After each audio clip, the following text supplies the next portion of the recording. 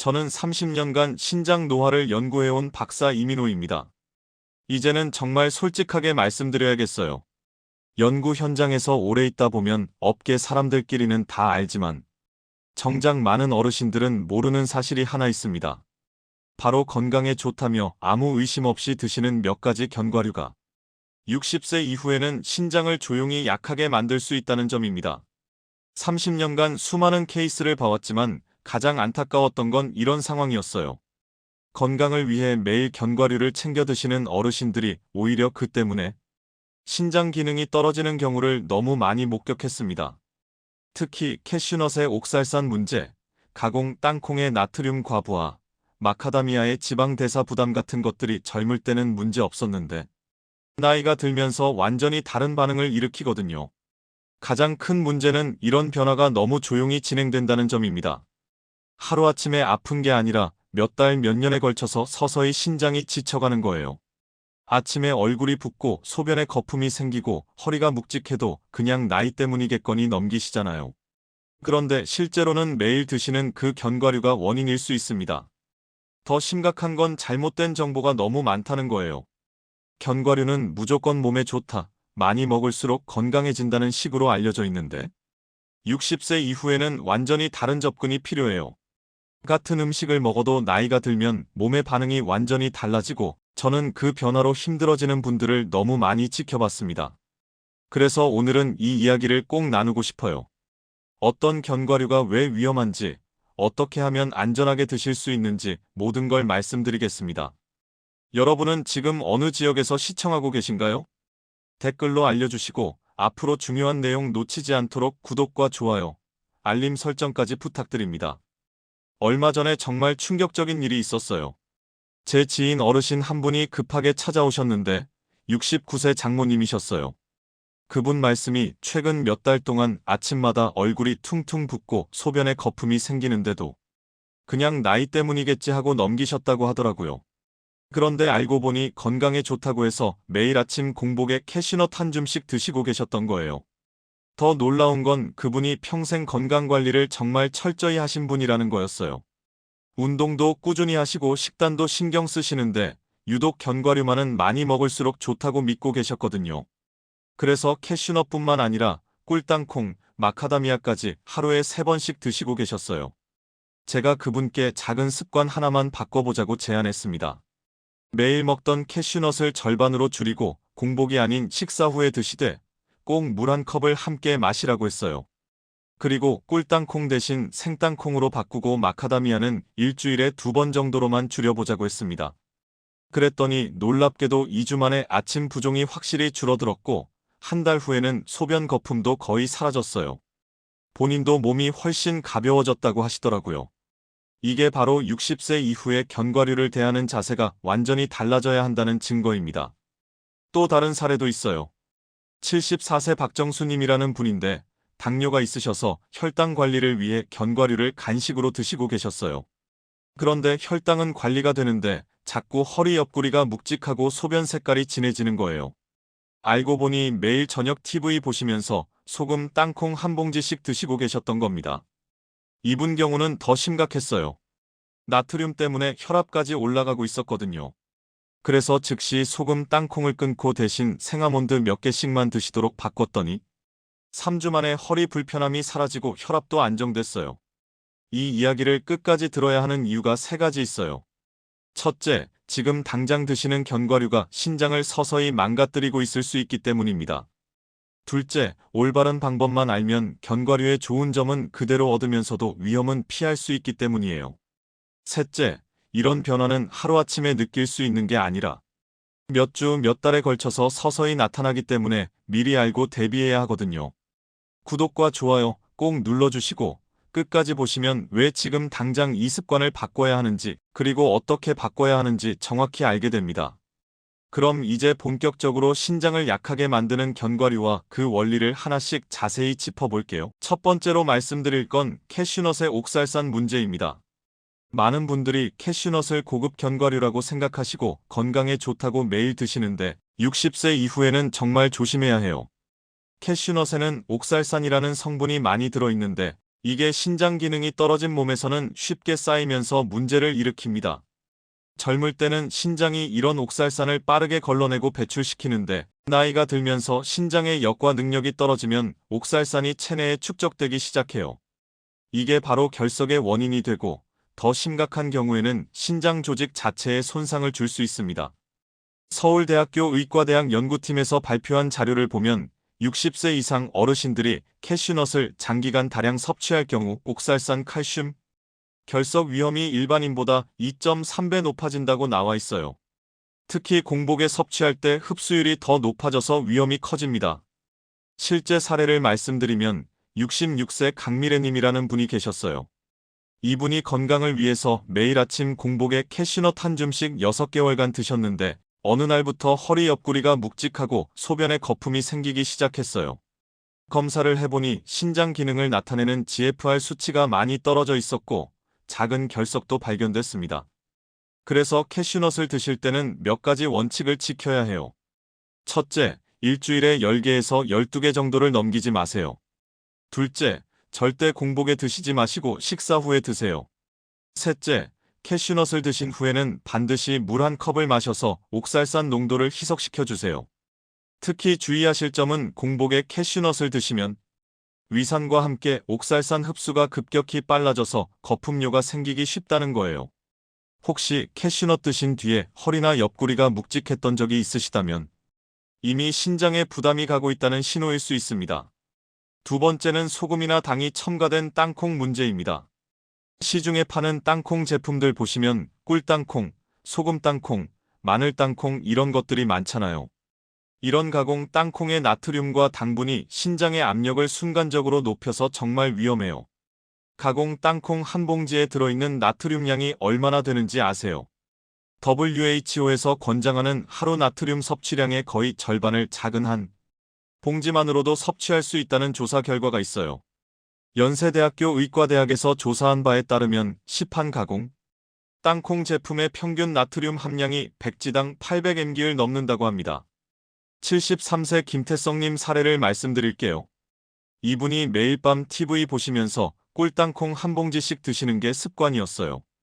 단맛이 나니까 건강에도 좋고 당분 보충도 되겠다 생각하셨던 거죠. 그런데 3개월 정도 지나니까 아침에 얼굴이 붓고 발목도 부어오기 시작했어요. 검사를 해보니 혈압도 올라가고 신장 기능 수치인 GFR이 급격히 떨어져 있었습니다. 가공 땅콩을 드실 때 가장 위험한 건 무의식적으로 계속 먹게 된다는 거예요. TV 보면서 책 읽으면서 한 개, 2개 먹다 보면 어느새 한 봉지를 다 비우게 되잖아요. 그러면 나트륨이 한꺼번에 많이 들어가면서 신장이 이걸 처리하려고 무리하게 되는 거예요. 그래서 땅콩을 드시려면 반드시 첨가물이 없는 생땅콩을 선택하세요. 그리고 TV 보면서 무심코 먹는 습관은 절대 금물이에요. 미리 하루 섭취량을 정해놓고 그것만 드시는 게 중요합니다. 나트륨은 부종과 혈압 상승으로 바로 이어지거든요. 평소에 어떤 종류의 땅콩을 드시고 계신가요? 성분표를 한번 확인해 보시면 나트륨 함량에 깜짝 놀라실 거예요. 세 번째는 마카다미아의 지방 부담 문제입니다. 마카다미아는 견과류 중에서도 지방 함량이 특히 높아요. 전체 무게의 75%가 지방인데 이게 대사 속도가 느려진 노년층에게는 상당한 부담이 됩니다. 젊을 때는 지방을 빠르게 분해하고 에너지로 쓸 수 있는데 나이가 들면서 기초대사율이 떨어지면 이런 고지방 견과류를 처리하는데 훨씬 많은 에너지가 필요해져요. 그 과정에서 신장도 함께 무리하게 되는 거죠. 국내 한 대학 연구진이 발표한 자료를 보면 65세 이후 성인의 기초대사 속도는 젊은 시절 대비 평균 30% 정도 감소한다고 나와 있어요. 그런데 마카다미아 같은 고지방 견과류는 여전히 같은 양의 에너지를 요구하니까 몸에 부담이 될 수밖에 없어요. 70세 한구님이라는 분 사례를 들려드릴게요. 이분이 마카다미아가 몸에 좋다고 해서 매일 10개씩 꾸준히 드셨어요. 그런데 몇 달 후 건강검진에서 지방 수치가 올라가고 동시에 신장 기능 수치인 GFR도 함께 떨어져 있었던 거예요. 고지방 식품을 처리하느라 신장에도 부담이 간 거죠. 마카다미아를 드시려면 섭취 횟수를 확실히 줄이셔야 해요. 매일 드시던 걸 일주일에 2~3번 정도로 줄이고 대신 지방 함량이 낮은 호두나 생아몬드로 대체하시는 게 좋습니다.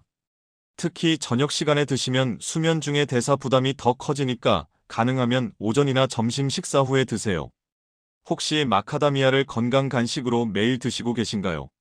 그렇다면 지금부터라도 양과 횟수를 조절하시는 게 신장 건강에 도움이 될 거예요. 네 번째로 말씀드릴 건 견과류 믹스 제품의 함정입니다. 요즘 편의점이나 마트에서 여러 견과류를 섞어 놓은 믹스 제품들이 많이 나와 있잖아요. 이런 제품들이 편리하긴 하지만 60세 이후에는 정말 조심해야 해요. 믹스 제품의 가장 큰 문제는 각 견과류의 비율을 조절할 수 없다는 거예요. 캐슈넛도 들어있고, 가공 땅콩도 들어있고, 마카다미아도 들어있는데, 이걸 한꺼번에 드시면 앞서 말씀드린 모든 위험 요소가 동시에 들어오는 거죠. 부산대학교 의과대학에서 시판 견과류 믹스 제품을 분석한 결과를 보면 대부분의 제품이 나트륨 함량이 높고 기름에 튀긴 형태가 많아서 노년층에게는 부담이 크다고 나와 있어요. 65세 이순자님 사례를 들려드리면 이분이 건강에 좋다고 해서 매일 견과류 믹스 한 봉지씩 드셨어요. 그런데 2개월 정도 지나니까 아침에 눈꺼풀이 붓고 소변 색깔도 진해지더라고요. 알고 보니 믹스 제품에 들어있는 여러 첨가물과 고지방 견과류가 복합적으로 신장에 부담을 준 거였어요. 믹스 제품 대신에는 단일 견과류를 선택하셔서 하루 섭취량을 정확히 조절하시는 게 좋아요. 그리고 가능하면 첨가물이 없는 생견과 형태로 드시길 권합니다. 다섯 번째는 견과류 섭취 타이밍의 문제예요. 많은 분들이 견과류를 언제 먹어도 똑같다고 생각하시는데 실제로는 섭취 시간에 따라서 신장에 주는 부담이 완전히 달라져요. 가장 위험한 건 공복 상태에서 견과류를 드시는 거예요. 공복일 때는 위산 분비가 많아서 견과류의 옥살산이나 지방 성분이 더 빠르게 흡수되거든요. 그러면 신장이 한꺼번에 많은 양을 처리해야 하니까 부담이 커지는 거죠. 연세대학교 연구팀에서 발표한 자료를 보면 공복 상태에서 견과류를 섭취할 때와 식후에 섭취할 때의 혈중, 옥살산 농도가 최대 40%까지 차이가 난다고 나와 있어요. 그래서 견과류는 반드시 식사 후 30분에서 1시간 사이에 드시는 게 좋아요. 그리고 드신 후에는 물을 충분히 마셔서 체내 농도를 희석시켜 주세요. 이제 여기서 한 단계 더 나아가서 신장을 지키면서도 견과류를 안전하게 즐기는 구체적인 실천법들을 정리해 볼게요. 첫 번째 실천법은 가장 순한 형태로 드시는 것입니다. 시중에 나와 있는 견과류 제품들을 보시면 소금이나 설탕, 각종 조미료가 들어간 게 정말 많아요. 심지어 저염이라고 표시된 제품도 실제로는 나트륨 함량이 상당히 높은 경우가 많거든요. 소금이나 당분, 기름이 첨가되면 신장에 주는 부담이 2배에서 3배까지 증가할 수 있어요. 특히 기름에 튀긴 견과류는 트랜스 지방까지 생성되면서 염증 반응을 일으킬 수 있습니다. 그래서 가능하면 생견과나 약불에 살짝 볶은 정도의 순한 형태를 선택하세요. 구매하실 때 성분표를 꼼꼼히 확인해 보시는 게 중요해요. 견과류 외에 다른 첨가물이 들어있다면 피하시는 게 좋습니다. 지금 드시는 견과류 성분표를 한번 확인해 보신 적 있으신가요? 생각보다 많은 첨가물이 들어있을 수 있어요. 두 번째는 하루 섭취량을 정확히 지키는 것입니다. 견과류는 영양소 밀도가 높아서 조금만 드셔도 충분한 효과를 볼 수 있어요. 하지만 에너지 밀도도 높기 때문에 많이 드시면 신장이 처리해야 할 노폐물이 그만큼 많아집니다. 일반적으로 60세 이후에는 손바닥 한 줌 정도, 무게로는 25g에서 30g 정도가 적당해요. 이걸 넘어서면 신장에 부담이 되기 시작합니다. 특히 견과류 한 봉지를 한 번에 다 드시는 분들이 계신데 그 양이 실제로는 일주일치가 될 수 있어요. 평소에 어느 정도 양을 드시는지 한번 생각해 보세요. 정확한 양을 모르겠다면 작은 그릇에 미리 하루 분량만 덜어놓고 드시는 습관을 만들어 보시길 권합니다. 세 번째 실천법은 절대 공복에 드시지 않는 것입니다. 앞서 말씀드린 것처럼 공복 상태에서는 견과류의 여러 성분들이 더 빠르게 흡수되면서 신장에 부담을 줄 수 있어요. 특히 위산이 많이 분비되는 상태에서 옥살산과 결합하면 흡수가 더 빨라집니다. 아침에 과일과 견과류를 함께 드시는 분들이 많은데 이 조합도 주의하셔야 해요. 과일의 산성 성분이 견과류의 옥살산 흡수를 더 촉진시킬 수 있거든요. 그래서 식사를 하신 후에 가볍게 드시는 게 가장 안전해요. 혹시 아침 공복에 견과류만 간단히 드셨던 적 있으신가요? 그런 습관이 있으시다면 지금부터라도 식사 후로 바꿔보세요. 네 번째는 물 섭취를 늘리는 것입니다. 견과류를 드신 후에 물을 충분히 마시면 옥살산이나 나트륨 같은 성분들이 희석되면서 신장 부담을 줄일 수 있어요. 특히 옥살산은 수분과 함께 배출되기 때문에 물 섭취가 정말 중요합니다. 견과류를 드신 후에는 반드시 물 한 컵 이상을 마시세요. 그리고 하루 전체 물 섭취량도 늘려보시는 게 좋아요. 다만 커피나 녹차 같은 카페인 음료는 수분 대체가 되지 않으니까 순수한 물로 드셔야 해요. 하루 물 섭취량을 정확히 체크해 보신 적 있나요? 생각보다 부족하게 드시는 분들이 많거든요.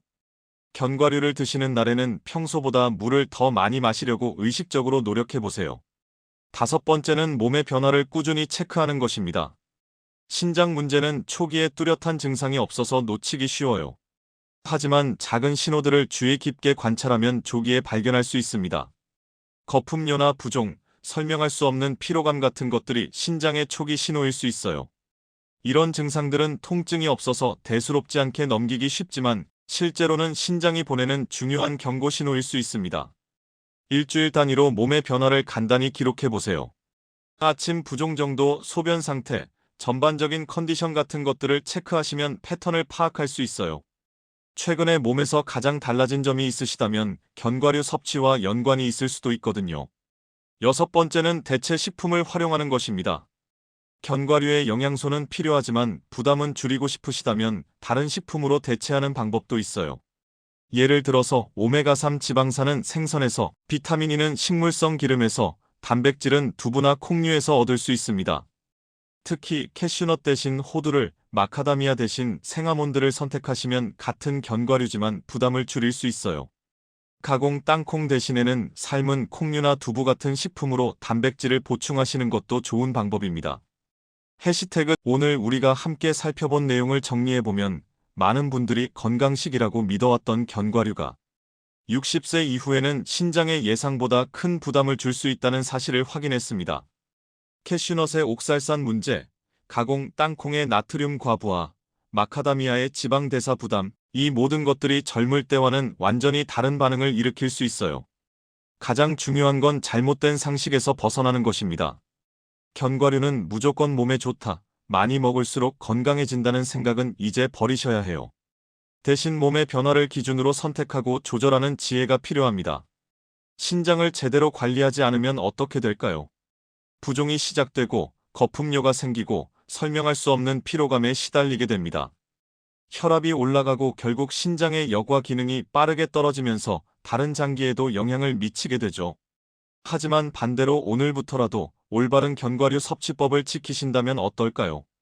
며칠 안 돼서 몸이 훨씬 편안해지는 걸 느끼실 수 있어요. 아침 부종이 줄어들고 소변이 맑아지고 전체적인 컨디션이 좋아집니다. 제가 오늘 드리는 실천 제안은 이렇습니다. 첫째, 이번 주부터 견과류 섭취량을 현재의 절반으로 줄여보세요. 둘째, 가공된 견과류는 모두 생견과로 바꿔보세요. 셋째, 견과류를 드실 때마다 물 한 컵을 함께 마시는 습관을 만들어 보세요. 이 작은 변화 하나하나가 신장을 살리고 남은 인생의 건강을 지켜줄 수 있습니다. 다음 영상에서는 신장을 지키기 위해 절대로 놓치면 안 되는 초기 신호들을 더 구체적으로 알려드리겠습니다.